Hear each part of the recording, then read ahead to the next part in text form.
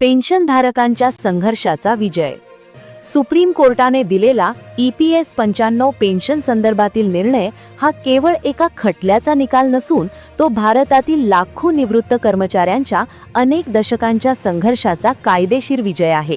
हा निर्णय ऐतिहासिक मानला जात आहे कारण यापूर्वी पेन्शनधारकांनी त्यांच्या हक्कासाठी अनेक स्तरावर लढा दिला होता. रस्त्यावरील आंदोलनांपासून ते न्यायालयाच्या पायऱ्या झिजवण्यापर्यंतचा हा प्रवास अत्यंत खडतर होता. या प्रकरणात देशभरातून 40 पेक्षा जास्त याचिका दाखल करण्यात आल्या होत्या, ज्यावर सुप्रीम कोर्टाने सलग अनेक दिवस सुनावणी घेऊन हा निकाल दिला आहे. या निर्णयाचे महत्त्व यासाठी जास्त आहे कारण निवृत्तीनंतरचे आयुष्य सन्मानाने जगण्यासाठी पेन्शन हीच एकमेव आधार असते. आजच्या महागाईच्या काळात 1000 किंवा 2000 रुपये पेन्शनमध्ये घर चालवणे, औषध पाणी करणे आणि दैनंदिन गरजा पूर्ण करणे अशक्य झाले आहे. या वास्तव परिस्थितीची दखल घेत न्यायालयाने पेन्शनधारकांच्या बाजूने हा कौल दिला आहे. हा निर्णय केवळ सरकार आणि EPFOसाठी मार्गदर्शक नसून तो नियमांच्या अंमलबजावणीमध्ये पारदर्शकता आणणारा आहे. न्यायालयाने स्पष्ट केले आहे की आता नियमांचा किंवा कायद्यातील त्रुटींचा गैरफायदा घेऊन पेन्शनधारकांना त्यांच्या हक्कापासून वंचित ठेवणे सरकारला किंवा EPFOला शक्य होणार नाही. त्यामुळेच हा काळ प्रत्येक निवृत्त कर्मचाऱ्यासाठी अत्यंत निर्णायक ठरत आहे कारण या निर्णयाचा योग्य अर्थ लावून वेळेवर कृती केली तरच उर्वरित आयुष्य आर्थिकदृष्ट्या सुरक्षित होऊ शकते. भेदभावाला पूर्णविराम. 2014च्या कट ऑफ तारखेचा अडसर दूर. या निर्णयातील सर्वात दिलासादायक आणि तांत्रिकदृष्ट्या महत्त्वाचा भाग म्हणजे न्यायालयाने 2014 पूर्वी आणि 2014 नंतर निवृत्त झालेल्या कर्मचाऱ्यांमधील भेदभाव पूर्णपणे अमान्य केला आहे. यापूर्वी EPFO आणि सरकारी नियमांच्या अंमलबजावणीमध्ये असा समज होता की जे कर्मचारी 1 सप्टेंबर 2014 पूर्वी निवृत्त झाले आहेत त्यांच्यासाठी पेन्शनचे नियम वेगळे असतील आणि जे त्यानंतर निवृत्त झाले आहेत त्यांच्यासाठी नियम वेगळे असतील. या कट ऑफ तारखेमुळे लाखो कर्मचारी हायर पेन्शनच्या लाभापासून वंचित राहत होते. अनेक कर्मचाऱ्यांनी समान सेवा देऊनही केवळ निवृत्तीच्या तारखेमुळे त्यांना कमी पेन्शन मिळत होती, जे नैसर्गिक न्यायाच्या तत्वाला धरून नव्हते. सुप्रीम कोर्टाने या भेदभावावर कडक ताशेरे ओढले आहेत. न्यायालयाने स्पष्ट शब्दात सांगितले आहे की EPS 95 ही एकच योजना आहे आणि या योजनेत योगदान देणारे सर्व कर्मचारी हे एकाच वर्गाचे आहेत. त्यामुळे केवळ निवृत्तीची तारीख हा भेदभावाचा आधार होऊ शकत नाही. एकाच योजनेत योगदान दिलेल्या सर्व पेन्शनधारकांना समान न्याय मिळालाच पाहिजे, हे तत्व न्यायालयाने अधोरेखित केले आहे. यामुळे जुने पेन्शनधारक जे 2014 पूर्वी निवृत्त झाले आणि नवे पेन्शनधारक यांच्यात आता कायद्याच्या दृष्टीने कोणताही फरक उरलेला नाही. हा निर्णय जुन्या पेन्शनधारकांसाठी एका संजीवनीसारखा आहे कारण त्यांना आता वाटत होते की पेन्शन वाढीचे सर्व दरवाजे बंद झाले आहेत.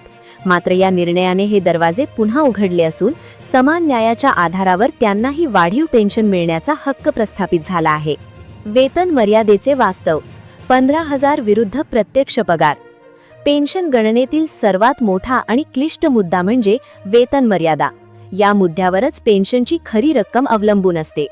पूर्वीच्या नियमांनुसार पेन्शनसाठी 6,500 रुपयांची वेतन मर्यादा होती, जी नंतर वाढवून 15,000 रुपये करण्यात आली.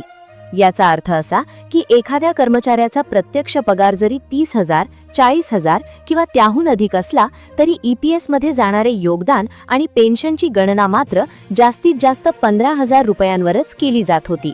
यामुळे कर्मचाऱ्यांचे मोठे नुकसान होत होते कारण पगाराच्या तुलनेत मिळणारी पेन्शन अत्यंत नगण्य ठरत होती. व्हिडिओमध्ये स्पष्ट केल्याप्रमाणे सुप्रीम कोर्टाच्या निर्णयानंतरही ज्यांनी हायर पेन्शनचा पर्याय निवडलेला नाही त्यांच्यासाठी सध्या 15,000 रुपयांच्या मर्यादेवरच पेन्शनची गणना केली जात आहे. हा निर्णय तात्पुरता असू शकतो पण तो वास्तव आहे. म्हणजेच जर तुम्ही हायर पेन्शनचा पर्याय निवडला नसेल तर तुमचा पगार कितीही जास्त असला तरी पेन्शनचे गणित 15,000 रुपयांच्या मर्यादेतच मांडले जाईल. मात्र या निर्णयाचा दुसरा आणि सकारात्मक पैलू असा आहे की भविष्यात हायर पेन्शन ऑप्शन निवडलेल्या कर्मचाऱ्यांसाठी ही 15,000 रुपयांची कृत्रिम भिंत पाडली जाऊ शकते. न्यायालयाने अप्रत्यक्षपणे हे सूचित केले आहे की जर कर्मचाऱ्याने आणि कंपनीने प्रत्यक्ष पगारावर योगदान दिले असेल तर त्यांना पेन्शन ही प्रत्यक्ष पगाराच्या प्रमाणातच मिळायला हवी. त्यामुळे ही वेतन मर्यादा भविष्यात हटवली जाण्याची दाट शक्यता निर्माण झाली आहे, ज्यामुळे पेन्शनमध्ये कित्येक पटीने वाढ होऊ शकते. हायर पेन्शन ऑप्शनचा थेट फायदा, श्रीमंतीची गुरुकिल्ली. संपूर्ण पेन्शन वाढीच्या प्रक्रियेत हायर पेन्शन ऑप्शन हा शब्द परवळीचा झाला आहे. ज्यांनी हा पर्याय निवडला आहे त्यांच्यासाठी हा निर्णय खऱ्या अर्थाने जॅकपॉट ठरू शकतो. हायर पेन्शन ऑप्शन म्हणजे सोप्या भाषेत कर्मचाऱ्याने त्याच्या प्रत्यक्ष मूळ पगारावर EPS मध्ये योगदान देण्याची तयारी दर्शवणे. पूर्वी हे योगदान मर्यादित पगारावर कापले जात होते, पण ज्यांनी हा पर्याय निवडला त्यांचे योगदान प्रत्यक्ष पगारावर कापले गेले. आता सुप्रीम कोर्टाच्या निर्णयानुसार ज्यांनी हा पर्याय वेळेत निवडला आहे किंवा ज्यांनी न्यायालयाने दिलेल्या वाढीव मुदतीत हा पर्याय स्वीकारला आहे त्यांनाच जास्त पेन्शन मिळण्याचा कायदेशीर मार्ग मोकळा झाला आहे. याचा फायदा असा होतो की तुमची पेन्शन 15,000 रुपयांच्या मर्यादेत अडकून न राहता तुमच्या शेवटच्या पगाराशी जोडली जाते. उदाहरणार्थ, जर तुमचा निवृत्तीच्या वेळी पगार 50,000 रुपये असेल आणि तुम्ही हायर पेन्शनचा ऑप्शन निवडला असेल तर तुम्हाला त्या प्रमाणात 20,000 ते 25,000 रुपये पेन्शन मिळू शकते. मात्र ज्यांनी हा पर्याय निवडला नाही त्यांना त्याच 50,000 रुपयांवर केवळ 2,000 ते 3,000 रुपये पेन्शन मिळेल. त्यामुळे हा पर्याय केवळ एक फॉर्म नसून ती तुमच्या निवृत्तीनंतरच्या श्रीमंतीची गुरुकिल्ली आहे. या पर्यायामुळेच EPFOला तुमच्या प्रत्यक्ष पगाराची नोंद घ्यावी लागते आणि त्यानुसार पेन्शनचे गणित बदलावे लागते. ज्यांनी हा पर्याय निवडला आहे त्यांची बाजू आता कायदेशीररित्या अत्यंत भक्कम झाली आहे. पेन्शन आपोआप वाढणार नाही, गैरसमज आणि वास्तव. अनेक पेन्शनधारकांमध्ये आणि सोशल मीडियावर असा एक मोठा गैरसमज पसरला आहे की सुप्रीम कोर्टाचा निकाल लागला म्हणजे आता पुढच्या महिन्यापासून पेन्शन आपोआप वाढून येईल. हे पूर्णपणे चुकीचे आहे.